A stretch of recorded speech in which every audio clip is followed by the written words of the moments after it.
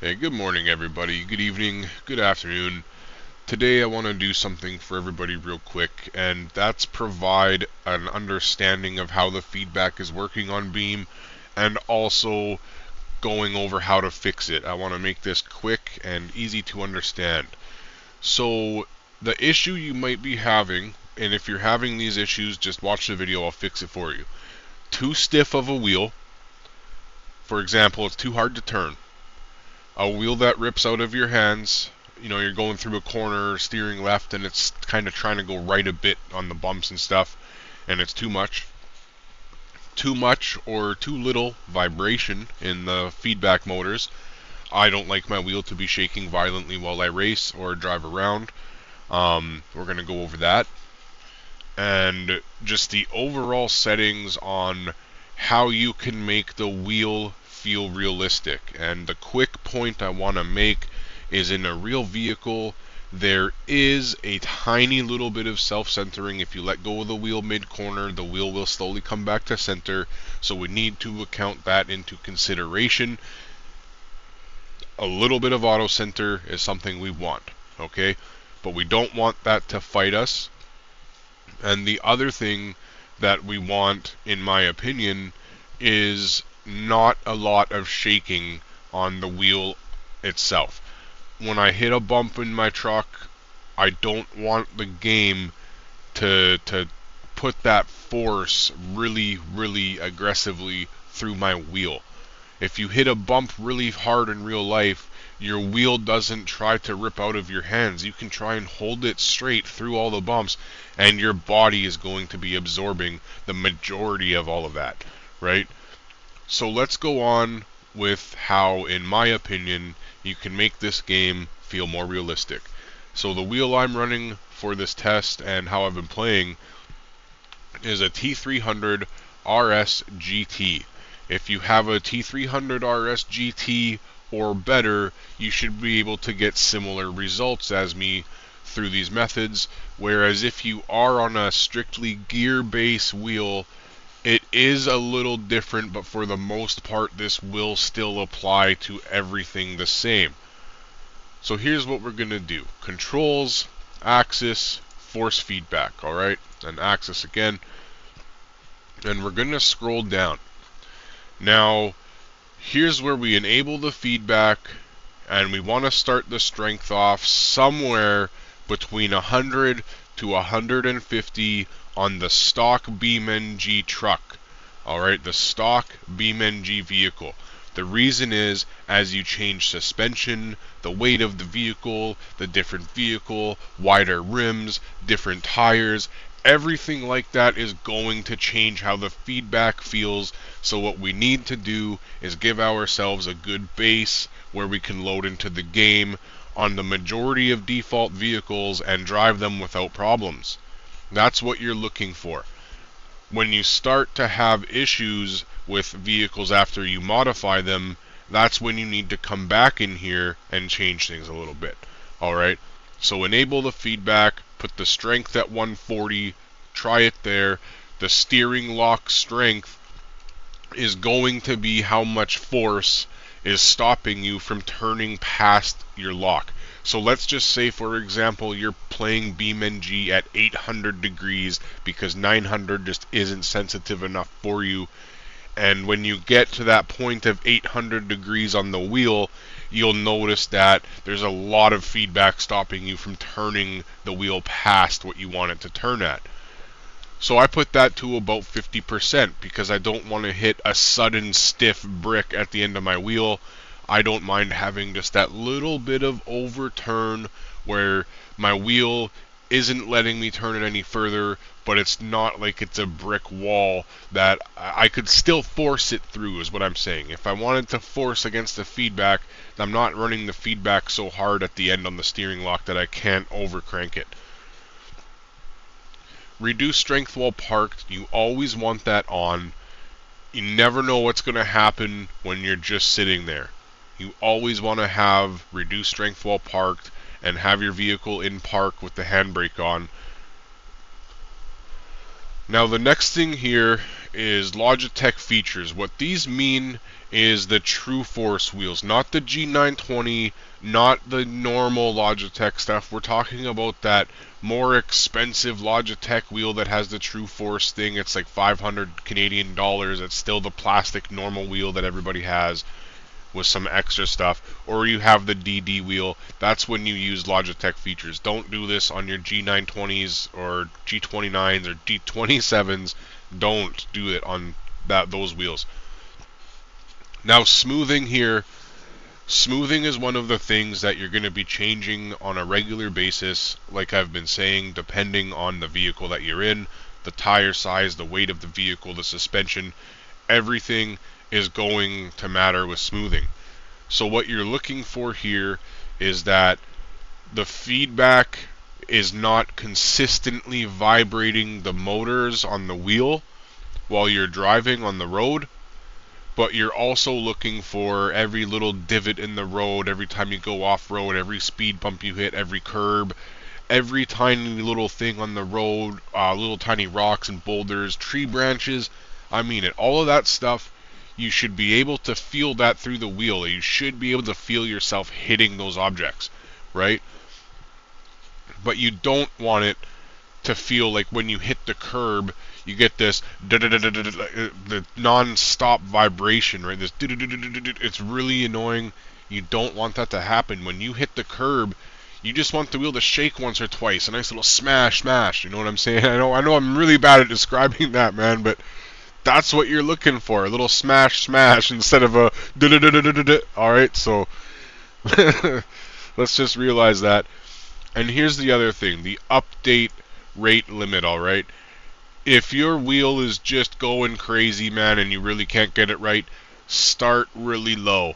Start low, work your way up, stop at about 100, 150 hertz at the max, and then mess around with your strength and your smoothing. And if you still can't get it right, it feels like it's not updating enough, you're not getting enough actual feedback, try turning it up a little more. Try lowering the smoothing. Try increasing the strength, right? The main goal that you have is simply getting this truck to feel okay. And what you're looking for is when this truck feels good and you hop into the Civic, this car should feel a little lighter when you're driving. It should have way less feedback than the truck. And then your next example that you're going to look at is when you hop in something like the Gravel Roamer on like a V8 Road Sport or a four-wheel drive facelift, something a little bigger, a little heavier, maybe just go right to one of these Rock Basher things. These should be way harder to steer than the default truck, right? But it should all pretty much be playable, and that's what you're looking for. As soon as you have a feedback setting after a little bit of time and it's working with all of these vehicles and you're all good, this is what's going to happen, okay? You're going to be in a vehicle, let's just say it's the Honda Civic, and now you're modifying it. This is our next big problem that we need to address. You come to the Civic, you go to your vehicle config, right, and let's say you go to your front suspension now, and we're going to be putting on 5 lug wheels that are 15 inches and 9 inches wide or something. Let's see what these look like. Okay, we're not going to throw those on. Let's go with like 15 by 7s, right? 15 by 7, deep dish, whatever. So you see the difference, right, in the tires now. You got more tire on the ground, it's wider, the rim is bigger, the tire is also taller. It's a different tire, there's more stuff going on. And then look at this, we go to like something, 215 grip ball radial. All of these tires are going to drastically change how that feedback is feeling. Alright, so the more you modify the car and the more you get into the game and get into the depths of the game, the more you need to go back to your feedback and change the feedback. Although you can get lucky with one magic setting called Setup Specific Force Feedback Multiplier under Chassis, under Tuning. Sometimes if your feedback is too whack, you can turn this down for the car and it'll also help. But that's what I wanted to go over today, was the feedback on Beam. So many people have a problem with Beam feedback, saying they feel disconnected from the car, that their wheel shakes too much, it's super inconsistent, and I do believe that it's just you're looking for potentially too much out of the wheel. No matter what wheel you're on, this game is a physics simulator.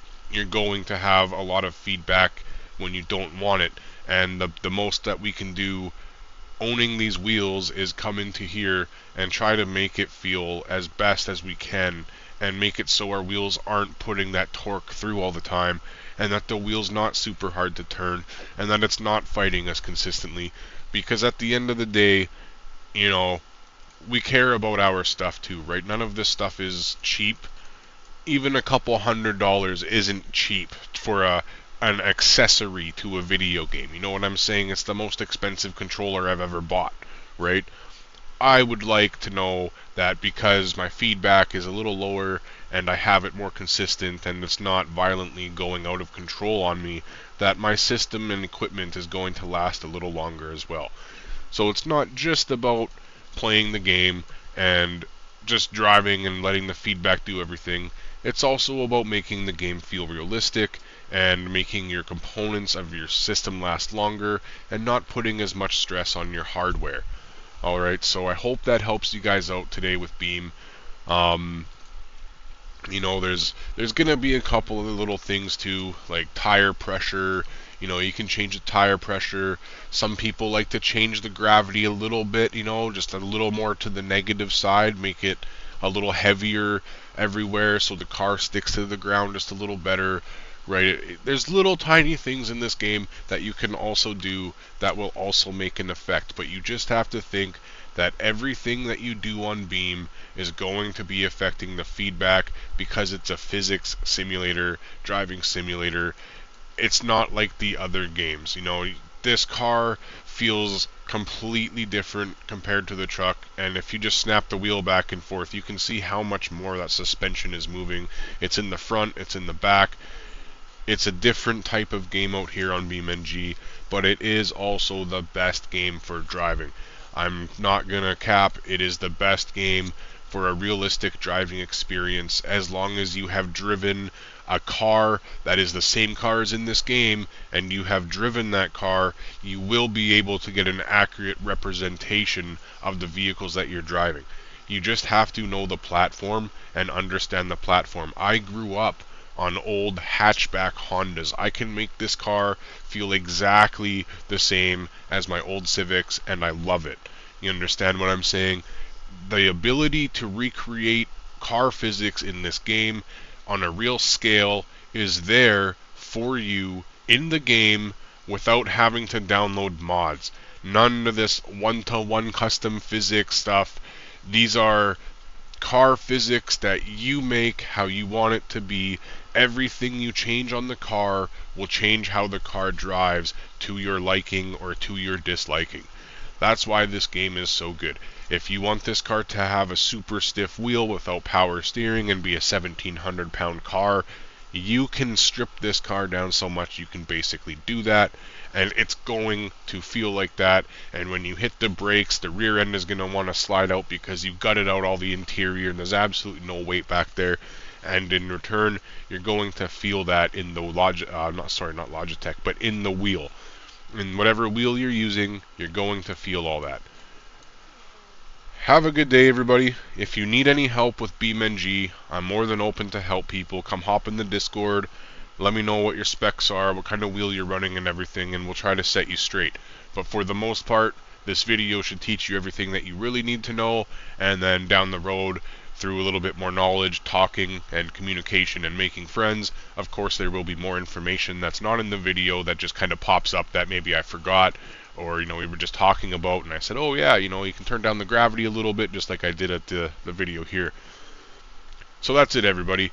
Get the feedback right, get the car feeling good, make it so you can hop in the game in the default cards and drive them without a problem, and then you're going to be good to go on everything else, just by tuning it and slightly changing it. Have a good day, everybody. That's it for today. BeamNG, get the feedback right, stay gaming, See you out there on these streets.